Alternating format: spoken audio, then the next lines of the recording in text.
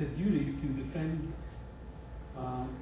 the faith when you are under tremendous dire. It's a duty to defend it. By all means, if you are threatened by extinction. Right? And it's also reverent because it's a first name of a man. Ali Jihad Rasi is a friend of mine from UCLA.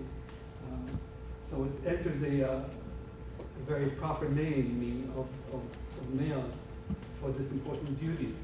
Yeah, that's why I think I mentioned here, life, religion, and to end oppression or injustice. Those are the three. Now, what is oppression and what is injustice is also a very subjective, broad term, right? My children may consider me to be the most, the worst of the oppressors, right? So it's a very subjective term. And of course, if we examine that even more closely from purely a theological perspective, that oppression essentially is when life and religion is threatened. Right? And again, there are subsets of that as well. It's a very big subject. From what I've looked into different religions, I believe that just about every other religion has a second point. As one of the Sure. The duty to defend the religion, even with your life. Sure.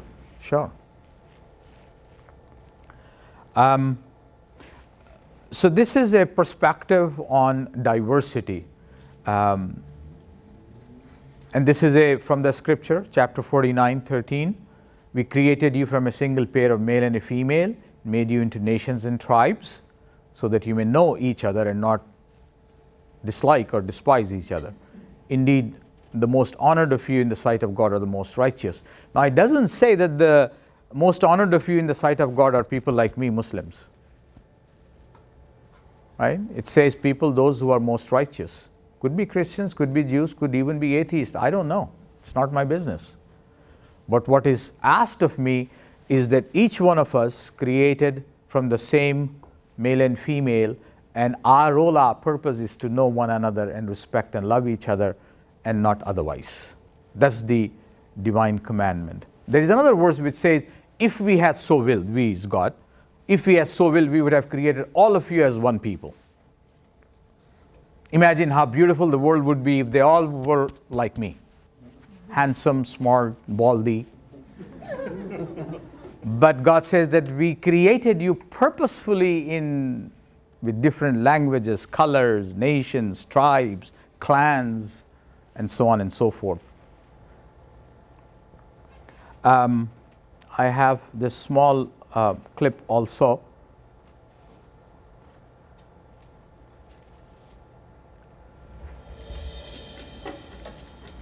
Just bear the opening because it's the same, from the same source. For many years, school children were taught a very narrow scope of world history. There was the Greco-Roman period, and then there was the Renaissance, followed by the modern age. In between the Romans and the Renaissance was this little thing called the Dark Ages. That's when the lights went out in Europe.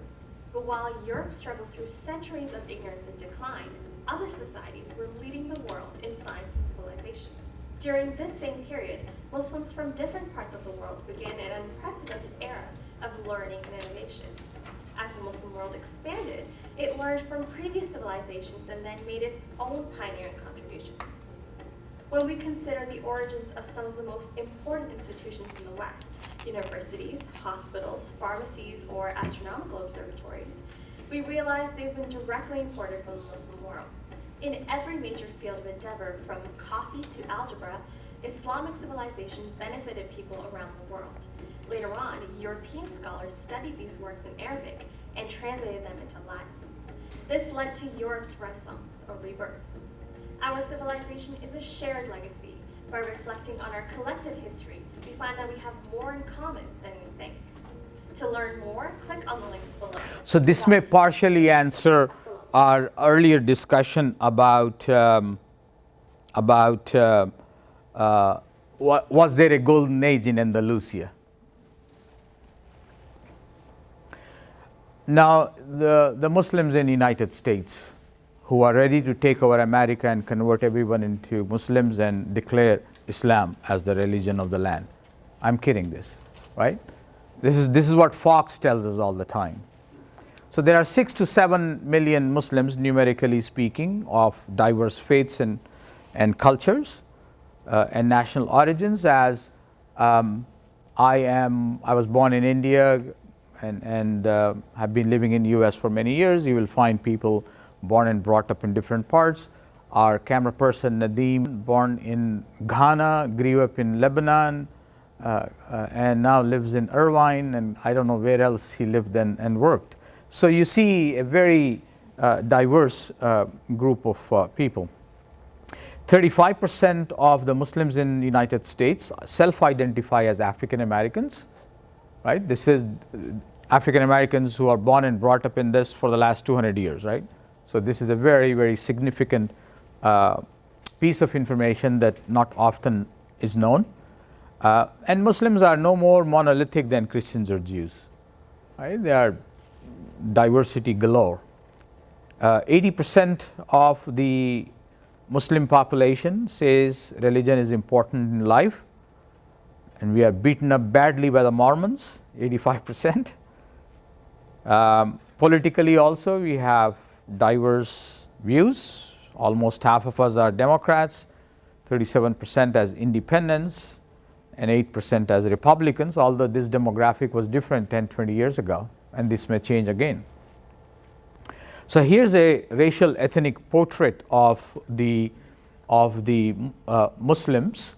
This is done by Gallup, and this was in 2008.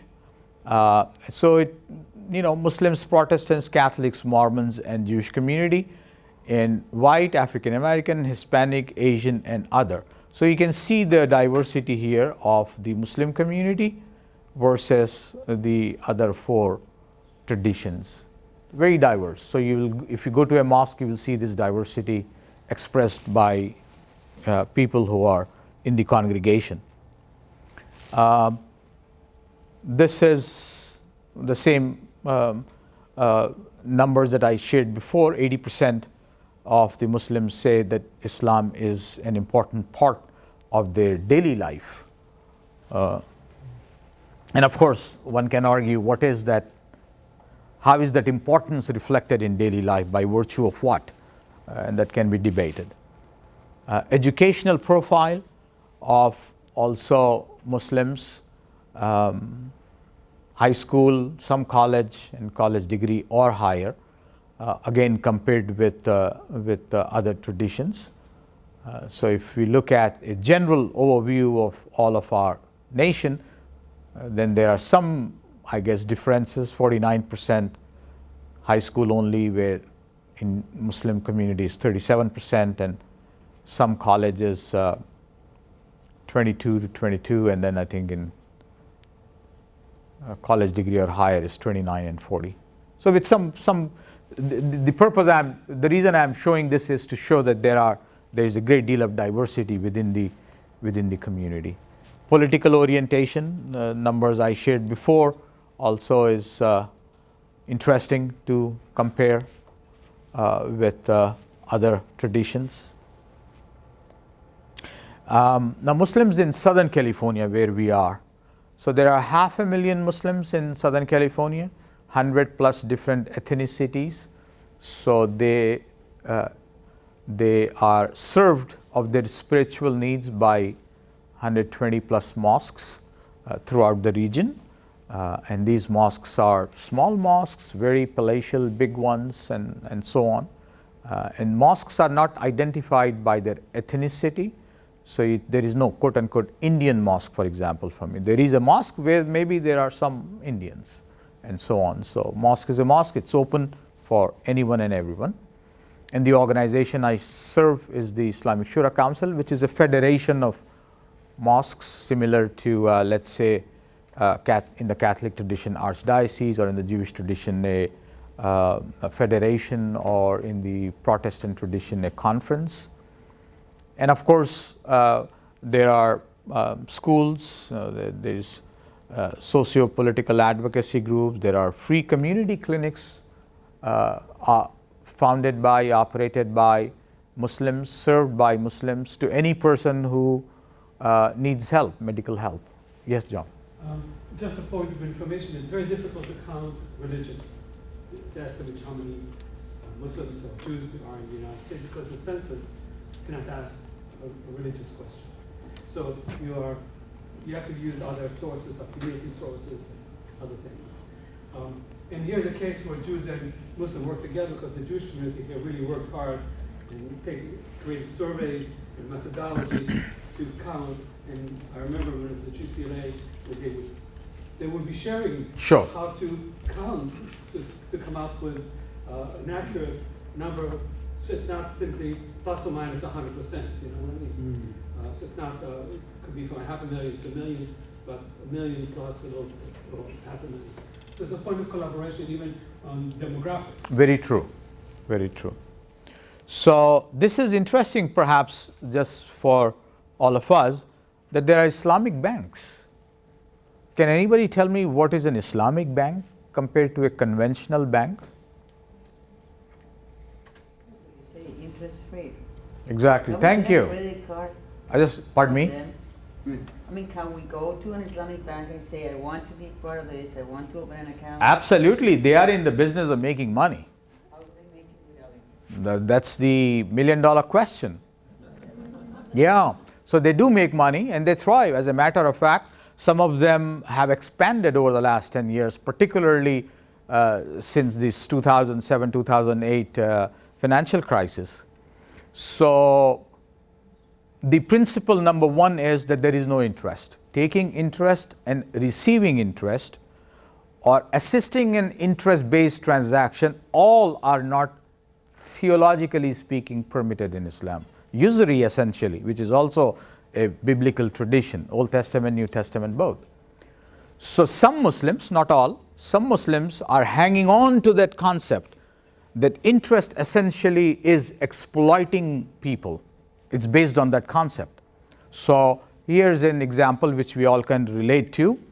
So you own a house, 30-year mortgage from Bank of America, 29 years and 8 months you paid your mortgage very diligently on time.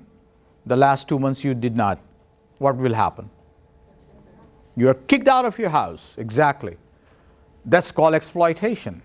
So in the Islamic tradition, if that happens, you will not be kicked out under any circumstances, right?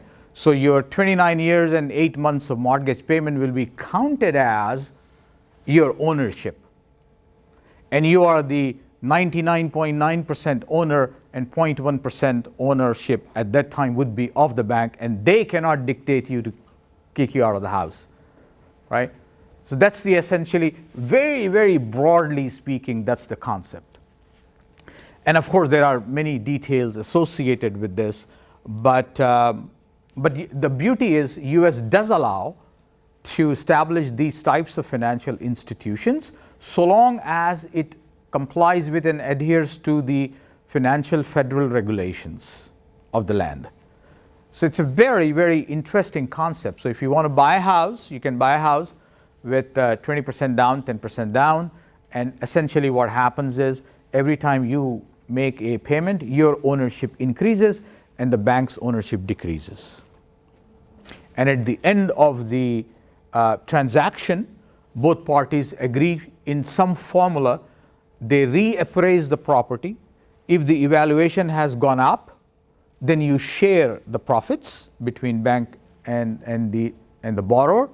And if it also happens, if the appraiser goes down, then also the loss is shared between both.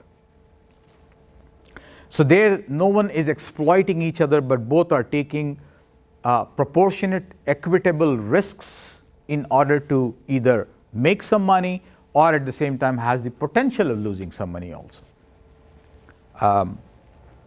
And the other part which is also not often talked about is this